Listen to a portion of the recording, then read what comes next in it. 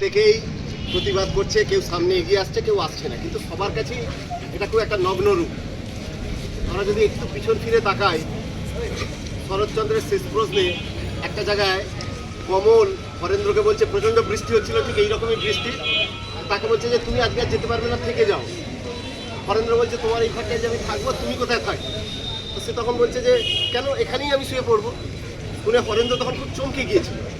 এবং এই ঘরে তখন কমল বলেছিল তোমরা মেয়েদের শুধু মেয়েই ভাবো। এটা একটা চরম লজ্জা পুরুষ জাতির কাছে, যে আমরা এখনো মুখে বলি মা বোন, কাউকে তো ভাবতে হবে না, মা বোন ভাই সব, কোনো মেয়েদের এটা ভাবতে হবে না। যাকে যে সম্মানটুকু দেওয়া দরকার তাকে সেই সম্মানটুকু দিলেই হবে। আমরা যদি এই সম্মান বোধ, আমি যদি নিজে আত্মসম্মান বোধ যদি আমার থাকে, তাহলে সেই সম্মান বোধ আমি সকলের মধ্যে ছড়িয়ে দিতে পারি। সেটা যদি না করতে পারি, তাহলে কিন্তু ওই একই রকমভাবে চপেটাঘাত খেতে হবে যে একজন নারী একটা ঘরে থাকতে গেলেই নাকি একটা নোংরা চিন্তা ভাবনা চলে আসে। শরৎচন্দ্রের আমল থেকে কিন্তু সেই সময় থেকে তিনি যখন এইরকম একটা কথা লিখে গেছেন, আজকে যখন দেখি যে হসপিটালে আমরা নিজেদের প্রাণ বাঁচাতে যাই, যে আমি যখন মুমূর্ষ হই প্রাণ বাঁচাবার জন্য সেখানে যাই, এবং যিনি প্রাণ বাঁচান তাকে যখন এইরকম একটা নোংরা কাজে তাকে প্রাণ নিয়ে নেওয়া হয়, তখন প্রত্যেকেই এটা খুব মানে সচেতনভাবেই এটা প্রতিবাদ করে। আমরাও তাই প্রতিবাদ করছি।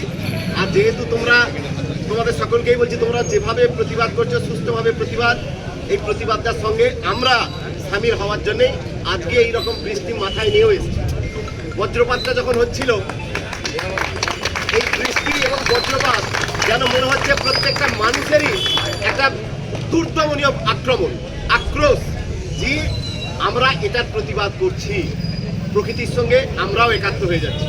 ঠিক আছে, আমরা শান্তিপূর্ণভাবে আমরা আমাদের প্রস্থানটা শুরু করছি।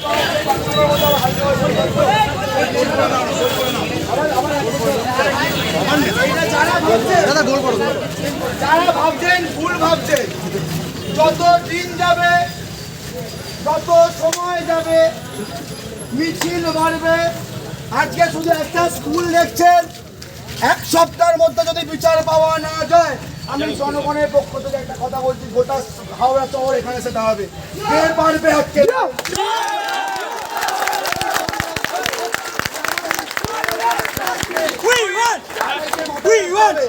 মেয়েটার চোখ দিয়ে কিন্তু রক্ত বেরিয়েছিল, জল বেরোয়নি, মেয়েটার চোখ দিয়ে রক্ত বেরিয়েছিল।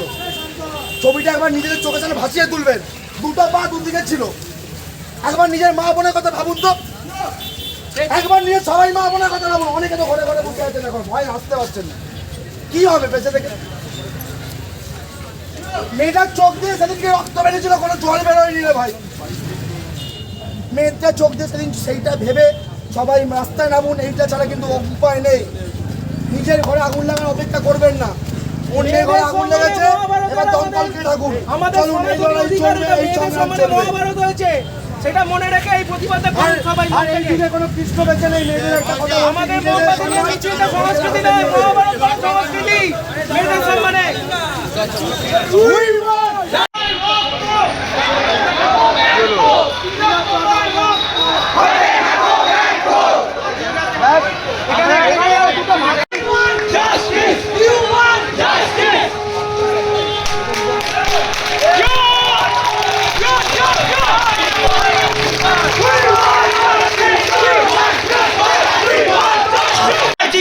আমার বাবার কিশোর, ছাত্র যুবরা কিশোর, তোমার আমার কিশোর, we want justice, we want justice, you want Justice! we want Justice! I want Justice! you want Justice!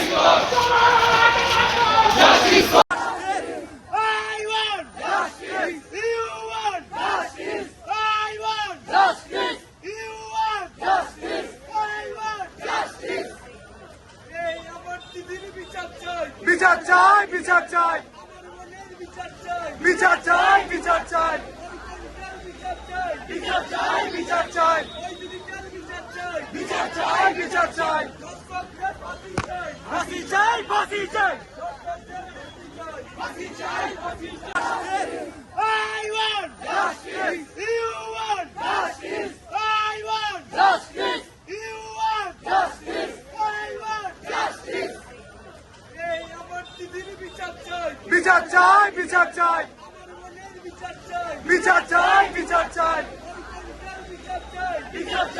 বিচার চাই, বিচার চাই, বিচার চাই, ফাঁসি চাই, ফাঁসি চাই, ফাঁসি চাই, ফাঁসি চাই।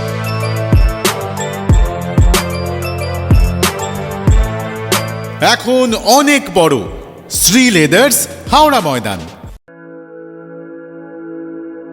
আপনি কি জটিল কিছু সমস্যায় ভুগছেন? সমাধান পেতে চান? যোগাযোগ করুন প্রখ্যাত জ্যোতিষ ও তান্ত্রিক মনসারাম ভট্টাচার্যের কন্যা মনসা কন্যার সাথে। প্রখ্যাত জ্যোতিষ ও তান্ত্রিক মনসা কন্যা হাওড়া জানবাড়ি ও হাতিবাগানের নিজস্ব মন্দিরেও বসেন। যোগাযোগ 9830106967 আর 9239655323।